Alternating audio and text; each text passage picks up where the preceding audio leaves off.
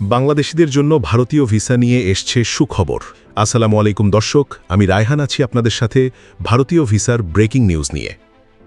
বাংলাদেশি নাগরিকদের জন্য ভারতীয় ভিসা প্রাপ্তির প্রক্রিয়া সাম্প্রতিক সময়ে অত্যন্ত সীমিত হয়ে যাওয়ায় গভীর উদ্বেগ প্রকাশ করেছে ভারতের সংসদের পররাষ্ট্র বিষয়ক স্থায়ী কমিটি।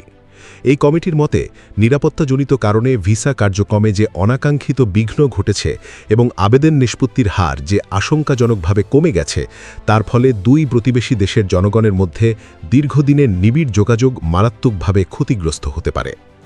ভারত ও বাংলাদেশের মধ্যে ঐতিহাসিক, সাংস্কৃতিক ও অর্থনৈতিক সম্পর্ক অত্যন্ত গভীর, যা মূলত দুই দেশের সাধারণ মানুষের যাতায়াতের উপর অনেকাংশে নির্ভরশীল। তাই পরিস্থিতি অনুকূলে আসা মাত্র বাংলাদেশে পর্যায়ক্রমে সব ধরনের ভিসা সেবা দ্রুত স্বাভাবিক করার উপর জোর দেওয়া হয়েছে। বৃহস্পতিবার ৩০ জুলাই প্রকাশিত ভারত বাংলাদেশ সম্পর্কের ভবিষ্যৎ শীর্ষক সংসদীয় কমিটির নবম প্রতিবেদনের সুপারিশ বাস্তবায়নে সরকারের গৃহীত পদক্ষেপ সংবলিত এক বিস্তারিত প্রতিবেদনে এসব গুরুত্বপূর্ণ তথ্য তুলে ধরা হয়েছে। প্রতিবেদনে বলা হয়েছে, শুধুমাত্র সরকারি পর্যায়ে সম্পর্ক উন্নয়নই যথেষ্ট নয়, বরং সাধারণ মানুষের মধ্যে যোগাযোগ বা পিপল টু পিপল কন্ট্যাক্ট এই দ্বিপাক্ষিক সম্পর্কের মূল ভিত্তি। ভিসা জটিলতার কারণে এই ভিত্তি যাতে দুর্বল না হয়, সেদিকে ভারত সরকারকে বিশেষ নজর দিতে হবে। ভারতের পররাষ্ট্র মন্ত্রণালয়কে বা এমইএ নিরাপত্তা সংস্থাগুলোর সঙ্গে আরও নিবিড় সমন্বয় করে কাজ করার তাগিদ দিয়েছে সংসদীয় কমিটি। এর পাশাপাশি ভ্রমণকারীদের দীর্ঘদিনের ভোগান্তি কমাতে এবং ভিসা প্রক্রিয়া আরও সহজ ও স্বচ্ছ করতে একটি কার্যকর দ্বিপাক্ষিক কনসুলার সহযোগিতা ব্যবস্থা গড়ার জোরালো পরামর্শ দেওয়া হয়েছে। এই ধরনের ব্যবস্থা প্রতিষ্ঠিত হলে এর মাধ্যমে নিয়মিতভাবে দুই দেশের ভিসা নীতি পর্যালোচনা করা সম্ভব হবে এবং ভিসা সংক্রান্ত যে কোনো অভিযোগ বা জটিলতার দ্রুত ও কার্যকর সমাধান অনেক সহজ হবে। উল্লেখ্য, ২০২৪ সালের ৫ অগস্ট ছাত্র জনতার গণঅভ্যুত্থানের মুখে তৎকালীন প্রধানমন্ত্রী শেখ হাসিনার সরকারের পতন ও তার ক্ষমতাচ্যুতির পর বাংলাদেশের সার্বিক রাজনৈতিক ও নিরাপত্তা পরিস্থিতির ব্যাপক পরিবর্তন ঘটে।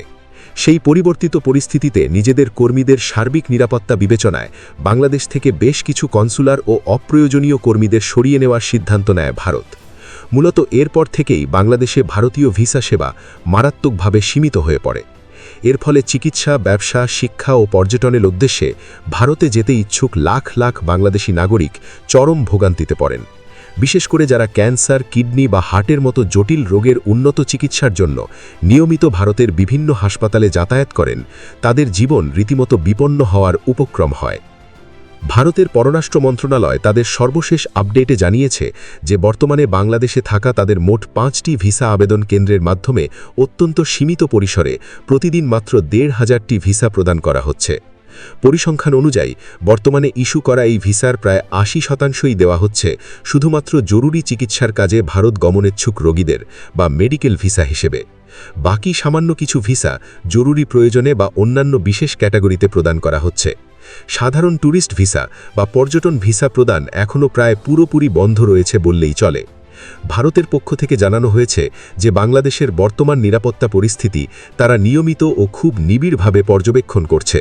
সেখানকার সার্বিক অবস্থা বিবেচনা করে এবং ভারতীয় মিশন ও এর কর্মীদের নিরাপত্তা সম্পর্কে পুরোপুরি নিশ্চিত হওয়ার পরই কেবল দেশটিতে ভিসা কেন্দ্রের সংখ্যা বাড়ানো বা দৈনিক ভিসা প্রদানের সংখ্যা আরও বৃদ্ধি করার বিষয়ে পরবর্তী সিদ্ধান্ত গ্রহণ করা হবে। দীর্ঘদিন ধরে ভিসা প্রক্রিয়া স্বাভাবিক না হওয়ায় এর নেতিবাচক প্রভাব পড়তে শুরু করেছে দুই দেশের অর্থনীতিতেও।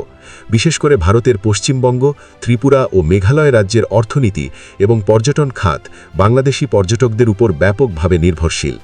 ভিসা না পাওয়ায় বাংলাদেশ থেকে পর্যটক যাওয়া প্রায় শূন্যের কোঠায় নেমে এসেছে, যার ফলে কলকাতার নিউ মার্কেট, সাদার স্ট্রিট ও মার্কুই স্ট্রিট এলাকার ব্যবসায়ী, হাসপাতাল ও হোটেল মালিকরা বড় ধরনের আর্থিক ক্ষতির সম্মুখীন হচ্ছেন।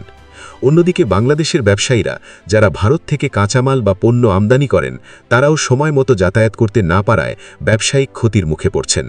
অনেক শিক্ষার্থী যারা ভারতের বিভিন্ন স্কুল, কলেজ ও বিশ্ববিদ্যালয়ে পড়াশোনা করেন, তাদের শিক্ষা জীবনও ব্যাহত হচ্ছে এই ভিসা জটিলতার কারণে।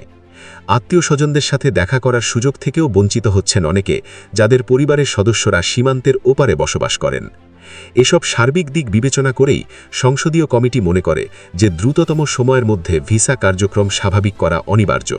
তবে তারা এও স্বীকার করেছেন যে দিকনৈতিক মিশন এবং এর কর্মীদের নিরাপত্তা নিশ্চিত করা যে কোনো দেশের সরকারের সর্বোচ্চ প্রাধান্য হওয়া উচিত।